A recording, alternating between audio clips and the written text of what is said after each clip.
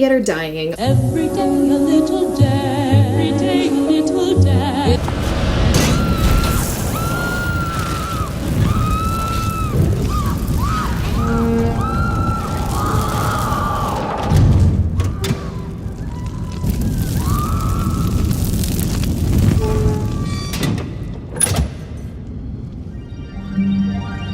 Audiences are slow to return, Broadway is still not completely back to where it was pre-pandemic, and regional theaters are closing left and right. What are we going to do about it?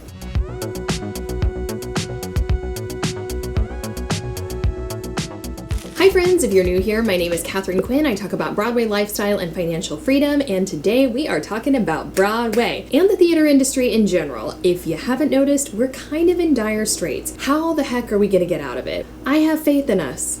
I really do. We have been doing theater since basically the dawn of time, but I do think some things need to change. I'm going to break down 3 articles that have been circulating really widely in the past few weeks about this very issue and give you my own thoughts, and then I'd love to hear yours. For some context, I have worked on Broadway shows. I'm also a huge fan and patron of the arts. I go see a bunch of Broadway shows. I go see regional theater, will travel for theater, and I've been working in the industry for about 15 years.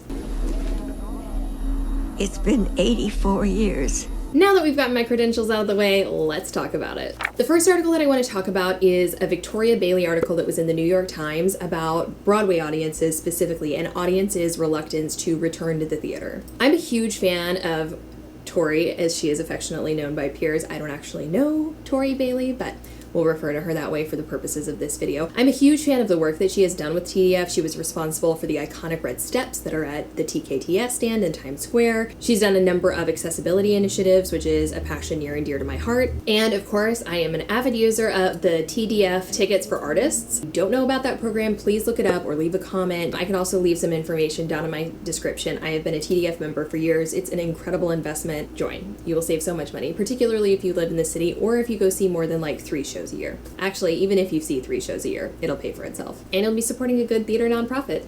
Okay, Tori Bailey is about to be succeeded by new leadership. But here's what she said. One of the things that drives ticket purchases is word of mouth. When you're on Zoom, you have a meeting and then you're done. When you're in the office, you're getting a cup of coffee and someone says to you, I saw this great show last night. I think you might like it. I don't think that's happening in the same way now. There's a diminishment of casual exchange of information between people. No, there's not. It's just not in person anymore. I've said it before and I'll say it again. Also a lyric from This Was a Real Nice Clam Bake from Carousel. We don't need to revive again. Thank you very much. Beautiful music. Let's not do that.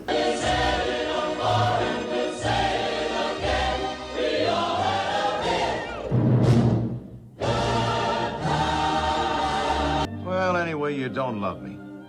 That's what you said, wasn't it? That's what we do on TikTok now. That's what we do on social media now. That is our casual conversation, and it's not just young people who are using it. First of all, I'm not really a young person anymore. I'm in my 30s. I know that's still a relatively young person, but people in their 30s, 40s, 50s, my mom is on TikTok. Love you, Mom. The woman is nearly 70 years old. Your audiences are on TikTok, and they are listening to content creators and theater pundits and general patrons who will go see a show and leave a review or talk about something that they really love. I worked on the Broadway production of Shucked. Something I experienced over and over again was every single night someone would come up to me at the show and say, I am here because I follow you on TikTok. I am here because I'm watching your vlogs on YouTube. That drove people to the show every single night that I was in the theater. There was not one single preview where someone did not come up to me and say that. That converts likely more than people, at the water cooler or at the coffee stand at the office. We're getting better. We're getting better.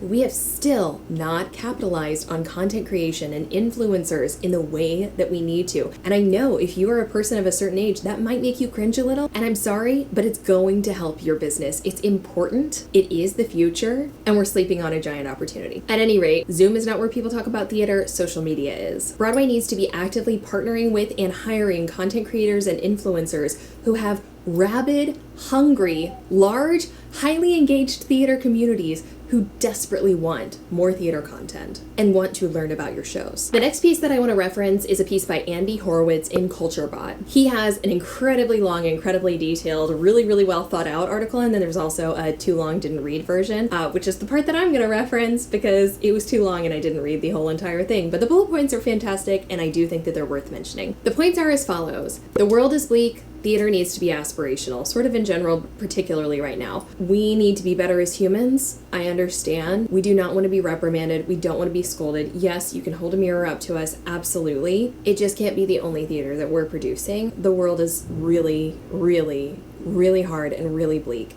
We need to laugh, we need to be entertained, and we would love to see the good in humanity. Show me a broad swath of humanity. I'm not wanting to la about the injustices or about a lack of diversity on stage or behind the stage or producers or writers. I just want to see life-affirming stories because the world is really hard right now. And if we're going to talk literally about what people want to go see, it's sort of a drag to go see a show where you feel like you're going to be preached at for 2 hours versus something that potentially could get across a not dissimilar message, but with a life-affirming positive spin. Give us something to aspire towards, please and thank you. Or something to escape with. His next point is be communal, and I think this is so interesting. He talks about theater being a third space. I was a Starbucks barista when I was 19 years old, and third space was like a concept of it's not work, it's not home, it's your magical community third space. Most regional theaters don't provide this anymore, and certainly most Broadway theaters do not. Commercial theater is sort of its own animal. I don't know how you would do this unless you had like a ticketed experience during the day, maybe in the lobby or something along those lines, which is worth exploring because theater lobbies are vacant, empty spaces that are available. Like, is there an installation? Is there a ticketed something where we can utilize the space, not just from 8 to 11 p.m. at night? Although, look at me thinking like a capitalist commercial producer. And nonprofit theater, he's advocating that it's truly a communal space. It's not gate-kept, elite, etc. I feel like educational programs really help with this, but I do feel like theaters have a reputation, rightly so, honestly, for being a bit of an elitist institution that isn't accessible to all. Creating more opportunities for actual community engagement during the day would help that. Another point that he makes later, but I think we can segue beautifully into now, is use more local talent. This is so baffling to me. I worked as a local actor in regional theaters, and I've also worked at regional theaters as a guest artist. The argument that you're going to always get better talent in New York is just simply false, and also you're not cultivating the local incredible talent that you have at your disposal. I just think that it is a massive mistake to overlook that talent in favor of constantly and singularly bringing in New York talent to your regional local theater. It's kind of it's screwed up. Don't do that.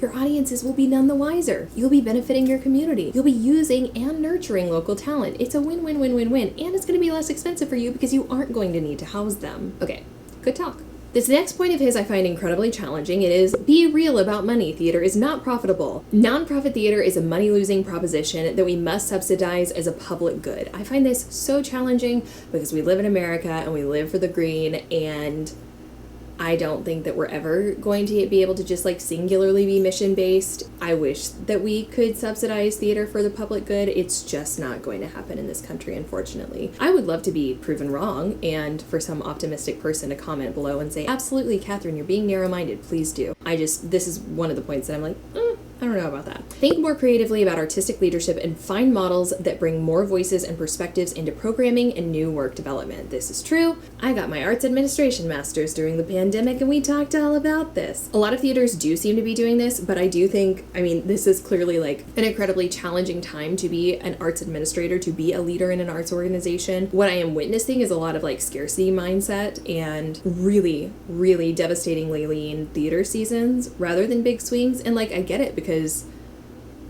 you want to stay afloat, but I wonder if more innovative options might actually bring your patrons back into the theater. Clearly, status quo is not working for us right now in terms of bringing audiences in. Might be time to try something new. To that end, he says, be more adventurous. Expand the palette of theater to include a wide variety of work that reflects different modes of making and invites audiences to ask different questions, have different conversations, and offers more ways of participating in theatrical experiences. So for my money, this is like immersive, experiential, VR, dance, integrated, live, unconventional spaces.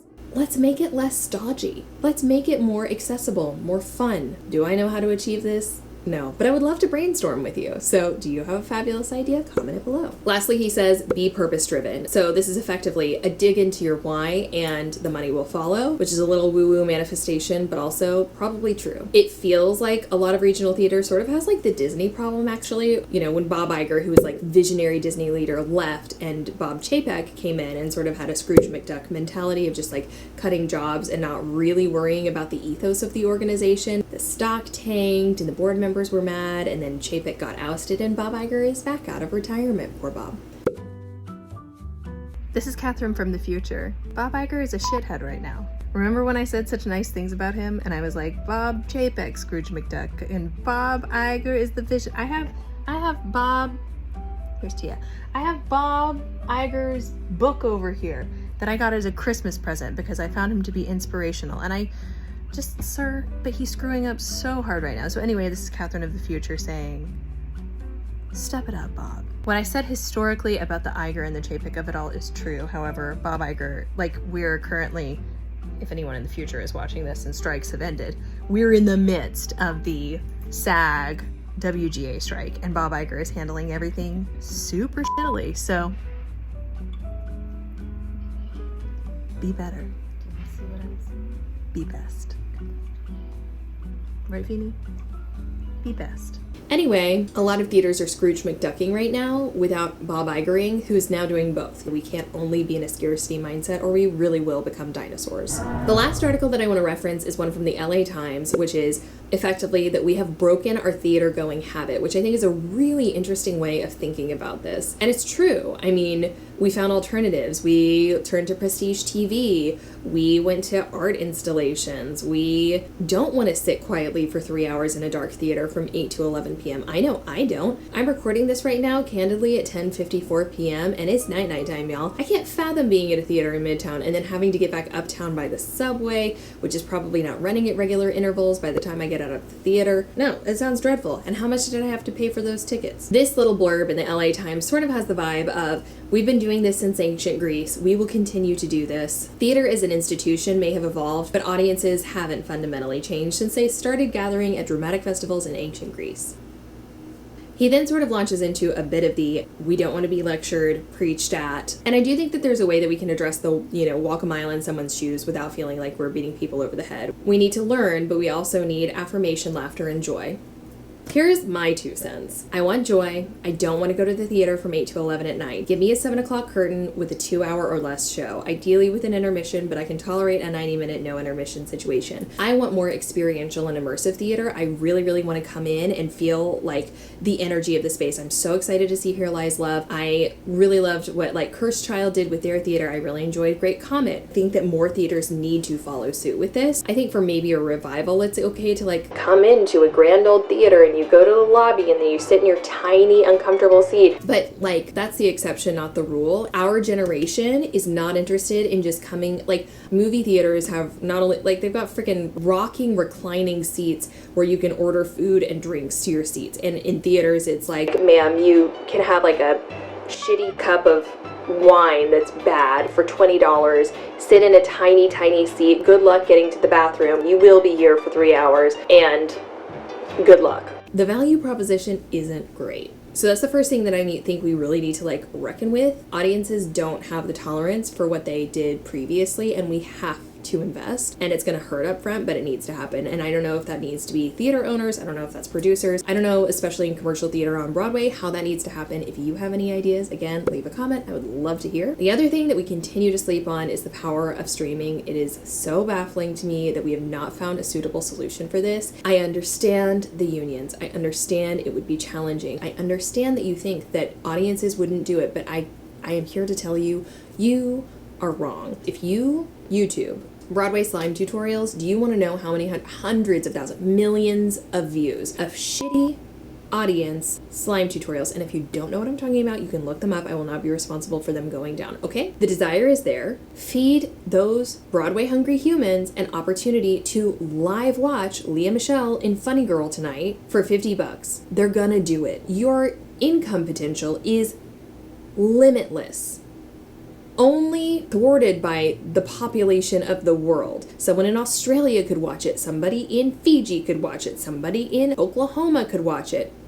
You got sick and you had to miss your New York trip. If a Broadway ticket price is inaccessible to you, if getting to New York is not possible for you, we want the live experience. That's what makes theater special. I don't really want to watch an HD old, let me sit in my pajamas and watch a Broadway show. Why aren't we doing it? Why aren't we doing it? It doesn't need to be for every show. I understand for certain shows like Moulin Rouge, or like if folks are in more risque clothing and, you know, either they sign a waiver where they're okay with that, or that's not what happens at those shows. It doesn't maybe not have to happen for every single show. I understand we need cybersecurity to make these things happen. I understand that it would take a massive amount of space in the cloud. It's just so inevitable to me, and I just can't believe it isn't happening, because it seems like such a duh. And I know, again, I know it's not like the Broadway League and the theater owners who would I know, but do you want Broadway to stay alive? Because I do. Do you want regional theater to stay alive? Because I do. Your audiences don't always want to go show up in person. People don't go to the movie theater anymore. We're watching everything on our TV screen. Am I glass half full or half empty on the theater industry right now? Considers. I am half full. When you think about the season that we just had, that we celebrated for the 2023 Tony Awards, it was incredibly strong. There's a lot of fantastic work that is happening right now, and a lot of joyful work, and a lot of work that like fits my description of the kinds of things that I want to see in theater. I just think we still have some growing pains to get through, and I am eager for us to get through them. If you want to talk about this, I would love to discuss this with you. Leave a comment. Feel free to reach out to me on TikTok or Instagram. I'm at It's Katharine Quinn. If you enjoyed this video, and if you made it this far, hopefully you did, if you just click that little like button, it would mean a lot to me, and it's actually incredibly helpful to me as a new YouTube creator. I post new videos every single Friday at 3 p.m. Eastern Standard Time, so if you enjoyed this video, please consider subscribing. Thank you so much for watching. Leave a comment if you have any questions, and I'll see you next time. Bye.